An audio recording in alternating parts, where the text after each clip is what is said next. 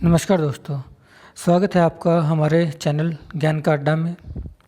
आज हम शुरू करने जा रहे हैं एक न्यू सीरीज़ इतिहास विषय के बारे में। भारत का इतिहास जो कि हमारे लिए बहुत ही महत्वपूर्ण है, जो हमारी प्राचीन सभ्यता को समझने में हमारी सहायता करेगा। सो फ्रेंड्स, प्लीज़ आप हमारे इस चैनल को लाइक करें, शेयर करें और सब्सक्राइब करें।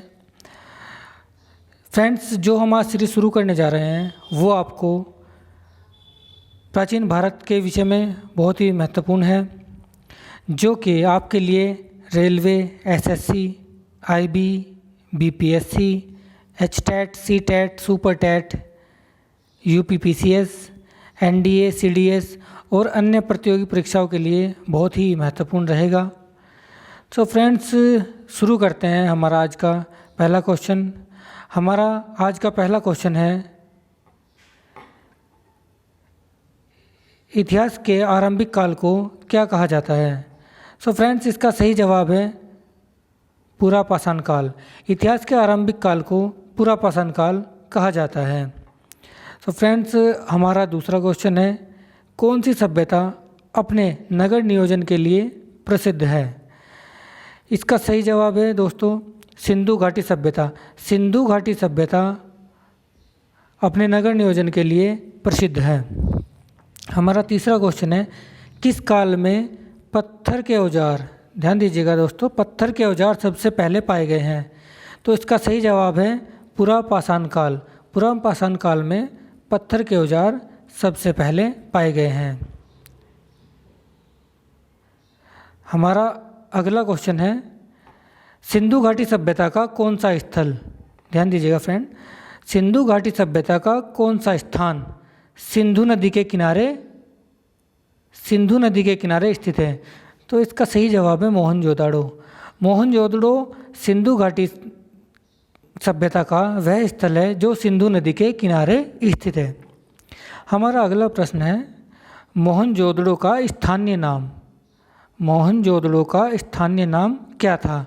तो इसका जवाब है मृतकों का टीला। मोहनजोदड़ो का स्थानीय नाम था मृतकों का टीला। चलते हैं अगले क्वेश्चन की तरफ। हमारा अगला प्रश्न है, विशाल स्नानागार। ये बहुत ही कॉमन प्रश्न है जो बहुत सी प्रतियोगी परीक्षा में पूछा गया है। विशाल स्नानागार कहाँ मिला है? तो इसका सही जवाब है मोहनजोदड़ो में।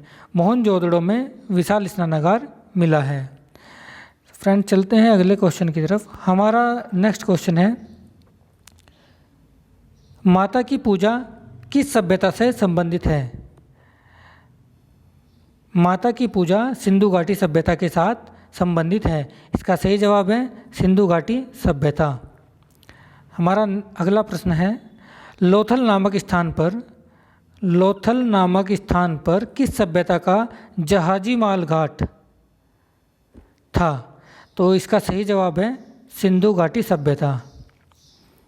हमारा अगला प्रश्न है, सिंधु घाटी सभ्यता में कालीबंगा, ध्यान दीजिएगा दोस्तों, कालीबंगा किसके लिए प्रसिद्ध है? तो इसका सही जवाब है मिट्टी के पात्र। कालीबंगा मिट्टी के पात्र के लिए प्रसिद्ध था।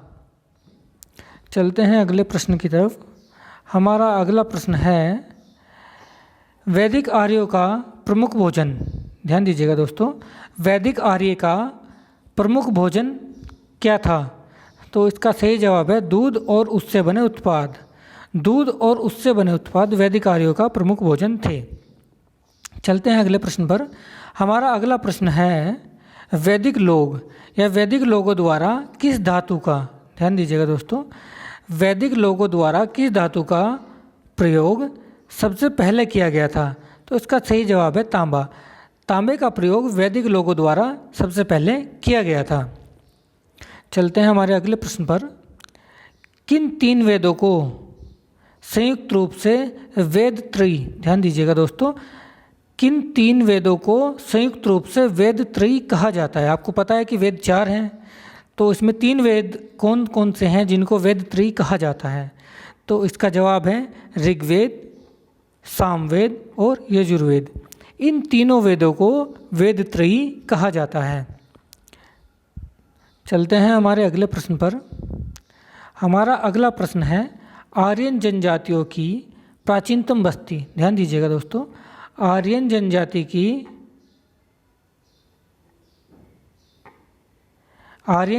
की प्राचीनतम बस्ती कहाँ है? तो इसका सही जवाब है सप्त सिंधु। सप्त सिंधु आर्यन जनजाति की प्राचीनतम बस्ती है। चलते हैं अगले प्रश्न पर। हमारा अगला प्रश्न है राज्याभिषेक समारोह का विवरण किस में किया गया है? ध्यान दीजिएगा दोस्तों, बहुत ही महत्वपूर्ण प्रश्न है। राज्याभिषेक समारोह का विवरण किस में किया गया है? इसका सही जवाब है ऐत्रेय ब्राह्मण में। ऐत्रेय ब्राह्मण में राज्याभिषेक समारोह का विवरण किया गया है। चलते हैं अगले प्रश्न पर। हमारा अगला प्रश्न है प्रसिद्ध गायत्री मंत्र। ये बहुत ही कॉमन प्रश्न है फ्रेंड, और ये बहुत सी बार पूछा भी गया है। प्रसिद्ध गायत्री मंत्र कहाँ से लिया गया है? तो इसका सही जवाब है ऋग्वेद। ऋग्वेद से गायत्री मंत्र को लिया गया है। चलते हैं हमारे अगले प्रश्न पर। हमारा अगला प्रश्न है किस विदुषी ने वाद विवाद में अजय याज्ञवल्क्य को चुनौती दी थी? ध्यान दीजिएगा दोस्तों, किस विदुषी ने वाद विवाद में अजय याज्ञवल्क्य को चुनौती दी थी? तो इसका सही जवाब है गार्गी। गार्गी ने याज्ञवल्क्य को वाद विवाद के लिए चुनौती दी थी। हमारा अगला प्रश्न है गौतम बुद्ध का जन्म स्थान किसके द्वारा अंकित किया जाता है?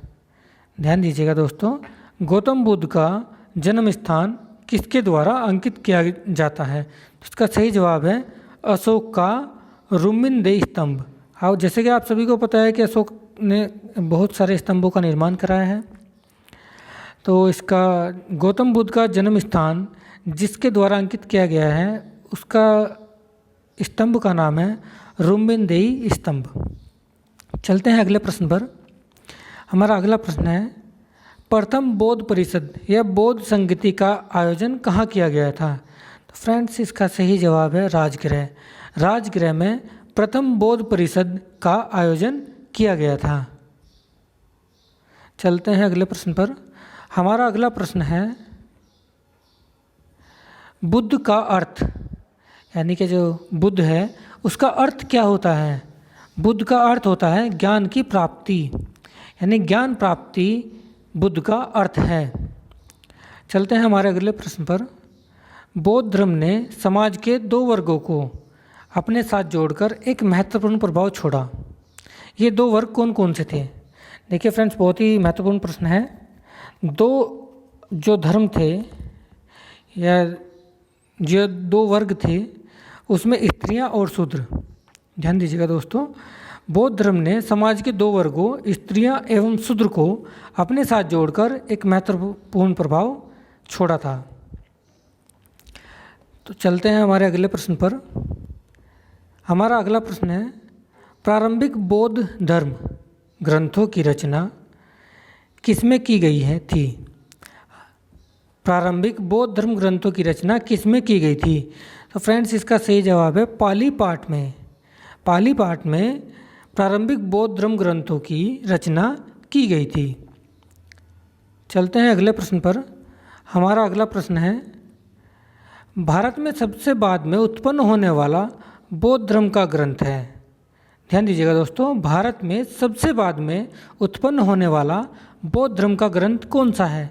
तो इसका सही जवाब है वामसात पाकसिनी।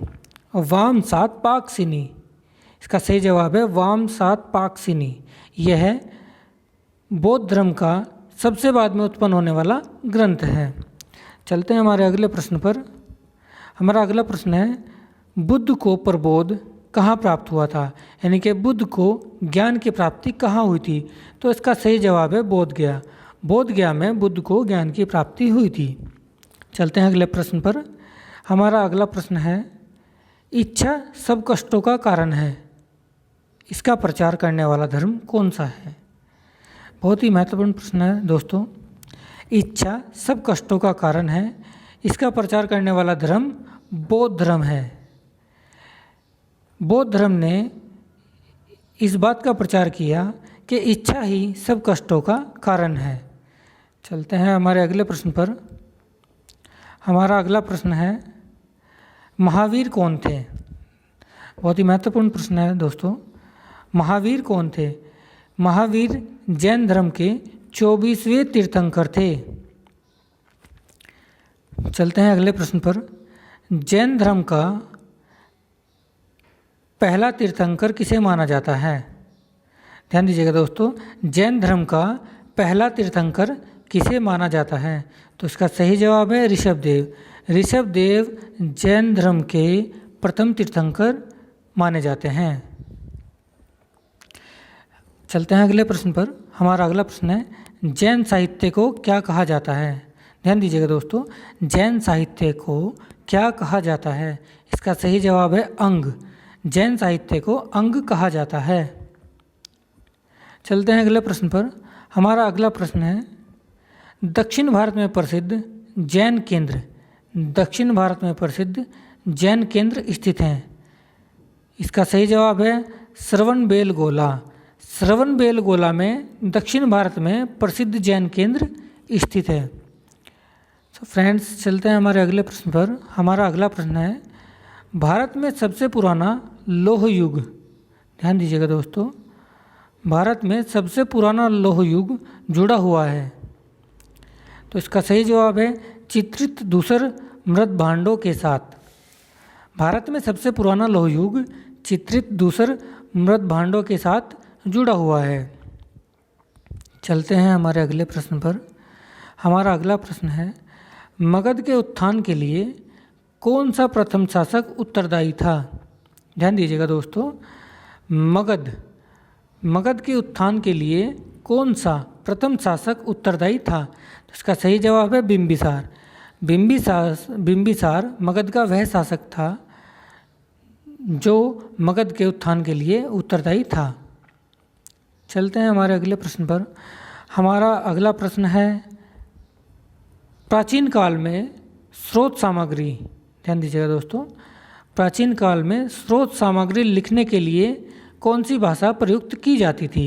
इसका सही जवाब है संस्कृत।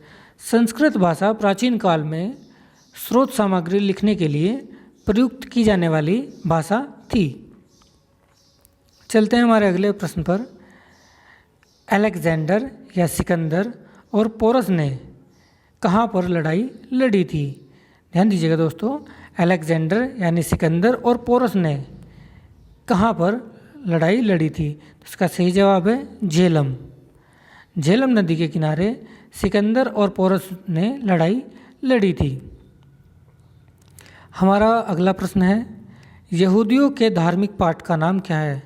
जी हाँ, यहूदियों के धार्मिक पाठ का क्या नाम है? तो इसका सही जवाब है मूसा साहिब। मूसा साहिब यहूदियों का धार्मिक पाठ का नाम है। चलते हैं हमारे अगले प्रश्न पर। दोस्तों, हमारा अगला प्रश्न है महाभाष्य। ध्यान दीजिएगा दोस्तों, महाभाष्य लिखा गया था। इसका सही जवाब है पतंजलि ने। महाभाष्य की रचना पतंजलि द्वारा की गई थी। चलते हैं हमारे अगले प्रश्न पर। हमारा अगला प्रश्न है, यूनानियों को भारत से बाहर किसने निकाला था? ध्यान दीजिए दोस्तों, यूनानियों को भारत से बाहर किसने निकाला था? इसका सही जवाब है चंद्रगुप्त मौर्य। मौर्य वंश के बहुत ही प्रतापी शासक चंद्रगुप्त मौर्य ने यूनानियों को भारत से बाहर निकाला था। तो चलते हैं हमारे अगले प्रश्न पर। हमारा अगला प्रश्न है, चंद्रगुप्त मौर्य का पुत्र, ध्यान दीजिएगा दोस्तों, चंद्रगुप्त मौर्य का पुत्र कौन था? इसका सही जवाब है बिंदुसार। बिंदुसार चंद्रगुप्त मौर्य का पुत्र था। चलते हैं अगले प्रश्न पर। हमारा अगला प्रश्न है, बिंदुसार के समय में अशांति कहाँ पर थी? दोस्तों, महत्वपूर्ण प्रश्न है। बिंदुसार के समय में अशांति कहाँ पर थी? इसका सही जवाब है तक्षशिला। तक्षशिला जो कि पुराने समय में प्राचीन भारत में विद्या का एक केंद्र था, वहाँ पर बिंदुसार के समय में अशांति थी। चलते हैं अगले प्रश्न पर। हमारा अगला प्रश्न है, अशोक की प्रशासनिक नीति में भारी परिवर्तन किस घटना से आया? ध्यान दीजिएगा दोस्तों, अशोक की प्रशासनिक नीति में भारी परिवर्तन किस घटना से आया? इसका सही जवाब है कलिंग युद्ध। कलिंग युद्ध के बाद अशोक की प्रशासनिक और राजनीतिक नीति में भारी परिवर्तन आया था। चलते हैं हमारे अगले प्रश्न पर। हमारा अगला प्रश्न है देवनाम प्रिय के नाम से, ध्यान दीजिएगा दोस्तों, देवनाम प्रिय के नाम से कौन विख्यात हैं? इसका सही जवाब है अशोक। अशोक को देवों का प्रिय अर्थात देवनाम प्रिय कहा गया है, तो इसका सही जवाब है अशोक। चलते हैं अगले प्रश्न पर। हमारा अगला प्रश्न है कलिंग युद्ध के बाद किसने महाराजा अशोक के रूपांतरण को दर्ज किया है? जैसा कि अभी हमने बात की, कलिंग युद्ध के बाद अशोक ने अपना प्रशासनिक राजनीतिक नीति को पूर्णतः बदल दिया था। तो इस रूपांतरण को किस लेखक ने दर्ज किया है? तो उनका नाम है रोक एडिक्स गप। यानी गप ने कलिंग युद्ध के बाद महाराज अशोक के जो राजनीतिक और प्रशासनिक ढांचे में बदलाव हुए उसको रोक एडिक्स गप द्वारा अपनी पुस्तक में दर्ज किया गया है। चलते हैं अगले प्रश्न पर। चंद्रगुप्त मौर्य के दरबार में, ध्यान दीजिएगा दोस्तों, चंद्रगुप्त मौर्य के दरबार में भेजा गया यूनानी राजदूत कौन था? दोस्तों ये बहुत बार पूछा जा चुका प्रश्न है और उम्मीद रहती है कि ये हर छोटे एग्ज़ाम में आता ही है। तो इसका सही जवाब है मेगास्थनीज। मेगास्थनीज चंद्रगुप्त मौर्य के दरबार में भेजा गया यूनानी राजदूत था। हमारा अगला और महत्वपूर्ण प्रश्न है इंडिका। इंडिका किसने लिखी है? इंडिका पुस्तक के रचनाकार कौन है? तो इसका सही जवाब है मेगास्थनीज। मेगास्थनीज के द्वारा इंडिका की रचना की गई है। चलते हैं अगले प्रश्न पर। हमारा अगला प्रश्न है चंद्रगुप्त मौर्य का प्रसिद्ध गुरु चाणक्य किस विद्या केंद्र से संबंधित हैं? चंद्रगुप्त मौर्य के जो गुरु थे उनका नाम चाणक्य या विष्णुदत्त था। इन्हें ही कौटिल्य भी कहा जाता है। तो इनका जो विद्या केंद्र था वो था तक्षशिला। ध्यान रखें दोस्तों, चंद्रगुप्त मौर्य के जो प्रसिद्ध गुरु चाणक्य थे उनका विद्या केंद्र तक्षशिला था। चलते हैं हमारे अगले प्रश्न पर। अर्थशास्त्र के लेखक किसके समकालीन थे? अर्थशास्त्र जो कि एक महत्वपूर्ण पुस्तक भी है, इसके लेखक किसके समकालीन थे? तो इसका सही जवाब है चंद्रगुप्त मौर्य। चलते हैं हमारे अगले प्रश्न पर। अशोक के शिलालेख किस लिपि, ध्यान दीजिएगा दोस्तों, बहुत ही महत्वपूर्ण प्रश्न है। अशोक के शिलालेख किस लिपि में खुदे हुए हैं? तो इसका सही जवाब है ब्राह्मी। अशोक के शिलालेख ब्राह्मी लिपि में खुदे हुए हैं। फ्रेंड्स चलते हैं हमारे अगले प्रश्न पर। हमारा अगला प्रश्न है किस प्रसिद्ध शासक को शिलालेखों का जनक? ध्यान दीजिएगा दोस्तों, बहुत ही महत्वपूर्ण प्रश्न है और उम्मीद होती है कि ऐसे प्रश्न परीक्षा में जरूर पूछे जाते हैं। किस प्रसिद्ध शासक को शिलालेखों का जनक कहा जाता है? इसका सही जवाब है अशोक। अशोक को शिलालेखों का जनक कहा जाता है। हमारा अगला प्रश्न है मौर्य वंश के शासन के दौरान, ध्यान दीजिएगा दोस्तों, मौर्य वंश के शासन के दौरान स्थानिक कौन था? यानी कि स्थानिक, मौर्य वंश में स्थानिक का पद जो है वो किसको दिया गया था? तो इसका सही जवाब है जिला प्रशासक को। मौर्य वंश में जिला प्रशासक को स्थानिक कहा जाता था। सो फ्रेंड्स आज के हमारे डिस्कशन में इतना ही है। आई होप कि आपको ये वीडियो अच्छा लगा होगा और आपके लिए हेल्पफुल भी रहेगा। फ्रेंड्स अभी हमने ये इतिहास की सीरीज स्टार्ट की है, अभी आगे हम इसके बारे में और भी सूचनाएं आपको देते रहेंगे। So friends thank you very much for discussion.